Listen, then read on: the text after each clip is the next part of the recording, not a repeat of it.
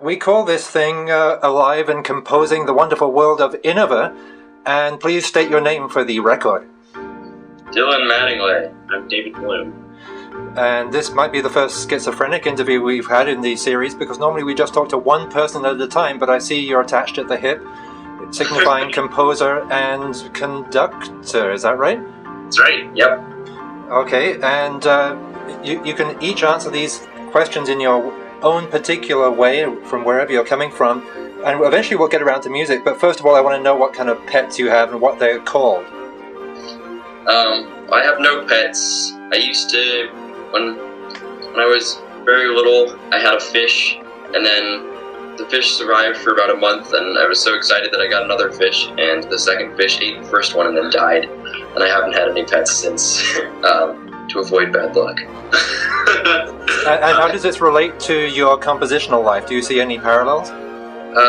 No. Good. Yeah, I'm afraid I have no pets as it is now. Because you don't trust yourself with such living organisms? You'd rather deal with composers? Yeah, more or less. Good luck to you. We need more of people like you.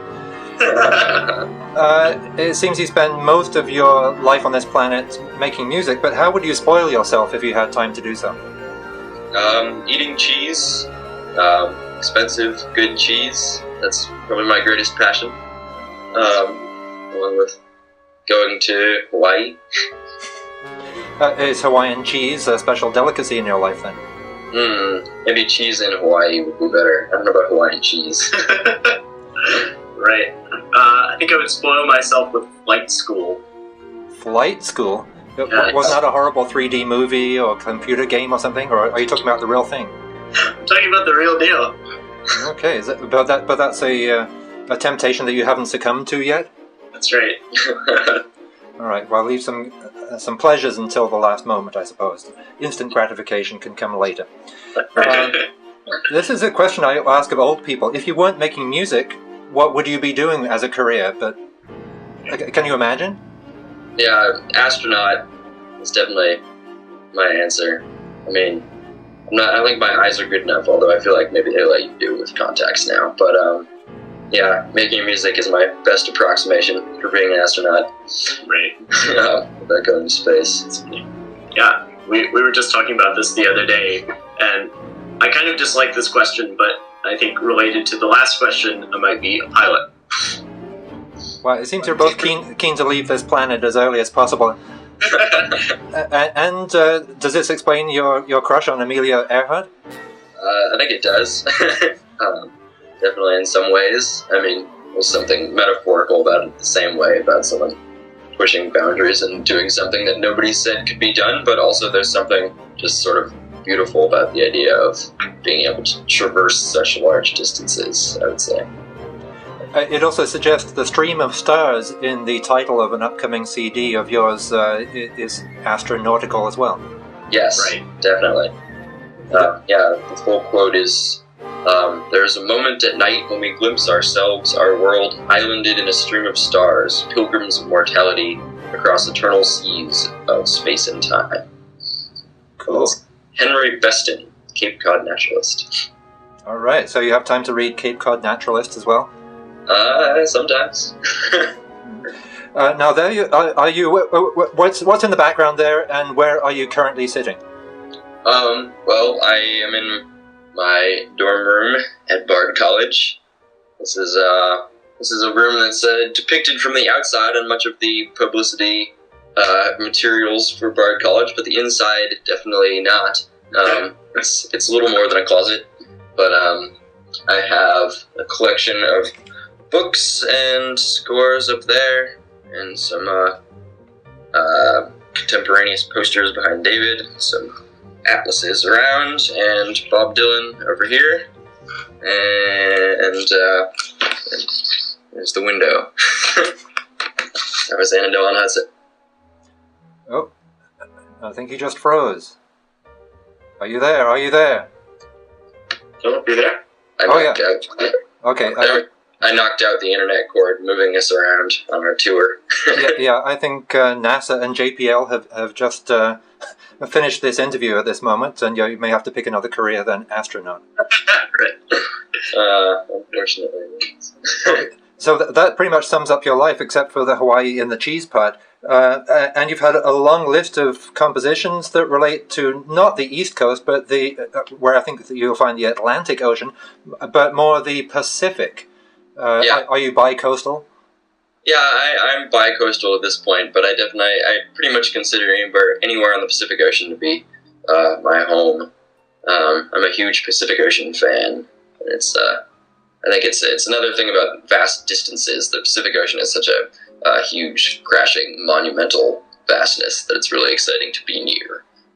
So yeah, I have a lot of music that's about that or about not being near that. But yeah, I'm acclimating to the East Coast. Been here for a few years now, so I really should acclimate. The weather's nice today, so I guess it's easier. Yeah, now I guess in the Pacific they've got desert islands, and that's where you find discs and MP3 players these days. And if you had to take 2 or 3 tracks off the top of your head to spend the rest of your life there with, what would you take with you?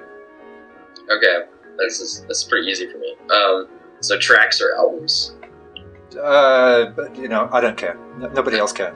Okay, well, Joni Mitchell, Hey Jura, that album, and particularly Amelia, another Amelia Earhart song. But I'd say that's the most important thing. And then the Dharma at Big Sur by John Adams would be the next most important thing. And then probably Blood on the Tracks, Bob Dylan. How about you, David? Let's see. I have 2 I think I would definitely take. First would be Steve Reich, Tehillim, and let's see, and Messiaen's Quartet for the End of Time. Yeah, that's definitely that's a eternal desert island sort of piece. Totally, yeah. Yeah, from one concentration camp to a sandy beach. That's the same kind of thing. What's your first sound memory? Ooh, that's interesting. I'll let David go first. Ooh, that's a really good question. Oh, I know my answer. Well, my brother's 5 years older than me, and he played violin until he was 13, and my parents told him when he was 13 he was allowed to quit, so he quit when he was 13. He had a lesson every week from when I was born to when I was 8. And so my first sound memories are like being taken along to my brother's violin lessons and hearing him play. Well, Bach. Yeah. I think my first sound memory might be the church organ. Yeah, way back when. Interesting. Nice. And do you think your subsequent lives and careers have been in reaction to that, or made you feel certain ways about the sonic environment and how you like to manipulate it? Probably. I mean, I didn't really like Bach for the next 17 years, so that could have been part of it. I've only recently sort of started to like Bach. I do think that it probably gave me a certain intonation that I wouldn't have had without being exposed to violin lessons every week for the first formative years of my life. I mean, I think probably I think that probably came from that, I guess. But yeah, it's quite possible. I mean, the church organist who was playing when I was really young is someone I've continued to work with as a conductor and mentor. So maybe it wasn't the sound itself, but the person making the sound definitely has had an impact. And what's the worst piece? Oops. What's the worst piece of music ever written? Ooh, that's probably something we haven't heard. Right. But let me think. That's a cop-out. I want to come up with an answer for that. The worst piece of music ever written. It's Let's see if we can pull up iTunes here. Yeah. Harry Podge had an instant answer for that without hesitation. It was 76 trombones. David, do you have an answer? Obvious. Well, Beethoven's Battle Symphony, whatever it's called, Wellington's Victory March. That's pretty high up there on the this list. Good. So as long as your pieces are better than that, the world should be a better place. Yeah. Yeah, exactly. It's only uphill from there. And what advice would you have to the young generation? Little pearls of wisdom that you've learned from your teachers. Pearls of wisdom. Well, one pearl of wisdom is to find a good teacher. That's a really good mentor. That's as I'm realizing, very important.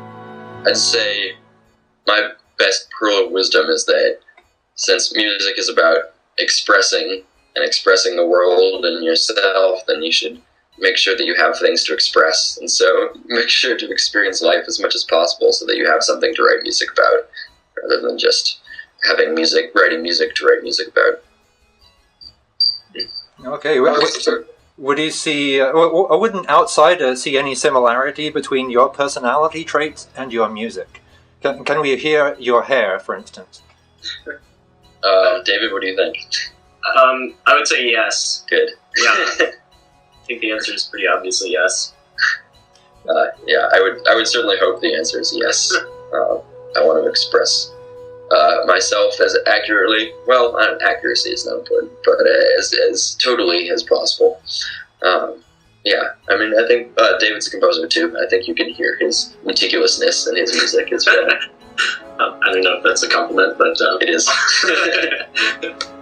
And there's this big elephant in the room called Contemporaneous. Tell us about that.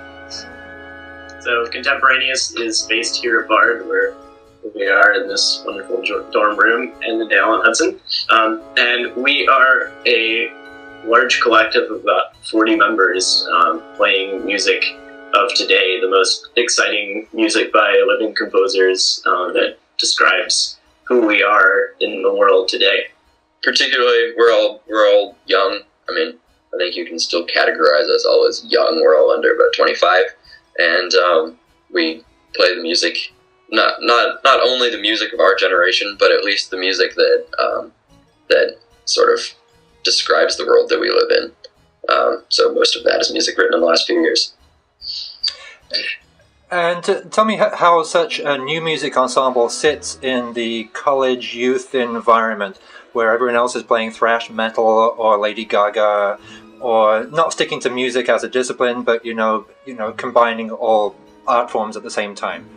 Well, really well. It's exciting. I mean, Bard has a very large hipster population, and part of that culture is, well, beyond just listening to indie rock, sort of the impetus behind it is finding something new and finding something that other people don't know about.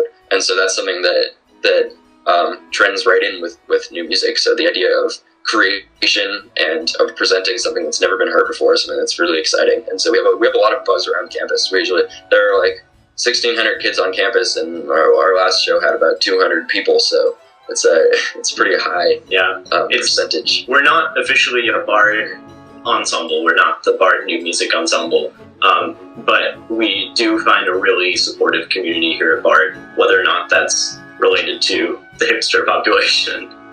Right. Well, there's definitely a niche, at least in the music world and in a broader sense than just classical music, to be found for people creating things and people making things that haven't been heard before. And what reception what kind of reception have you received in New York City, the big urban world, when you've taken it there? Good. Yeah, similarly good. I mean, also New York is very bursting with a similar sort of energy at this moment.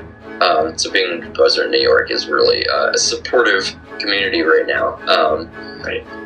And we were just at the New Music Bake Sale in Brooklyn on Sunday. Right. And get to sort of witness the entire family of new music in New York. So it's a fun sort of gang almost in New York, where people are aggressively supportive of each other, Right. and it's exciting. Yeah.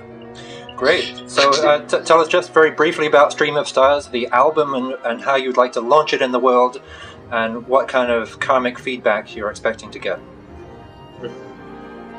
So Stream of Stars is our debut album, Contemporaneous' first recording, and it includes 3 pieces of Dylan's that he wrote specifically for us. And we spent a long time sort of thinking about what our first recording would look like, and that we decided that this combination of 3 pieces for different subsets of our musicians would be a really convincing first essay in the recording in recorded music. So yeah, it's sort of when we think about describing our world and expressing the music that best describes us, it sort of makes sense to start with us in a sense. And so the 3 pieces on the album, the album starts with Atlas, Somewhere on the Way to Howland Island, which is a sort of epic emotional map of Amelia Earhart's final journey, and it's a piece that I spent about a year and a half writing, and sort of faced a lot of resistance in the idea that it wouldn't be possible to perform, and then in the end we made it through, and Contemporaneous played it unbelievably. It didn't turn out being that hard, but just really fun. But that sort of boldness that it took to get us through the whole process of creation is something that makes it all the more gratifying to have this really incredible CD about to come out. Right. Great. Well, we wish you both luck, and everyone else luck who was involved in it. And it's been great to talk to you, Dylan and David. Yes. Likewise. Thank you. Signing off. Okay.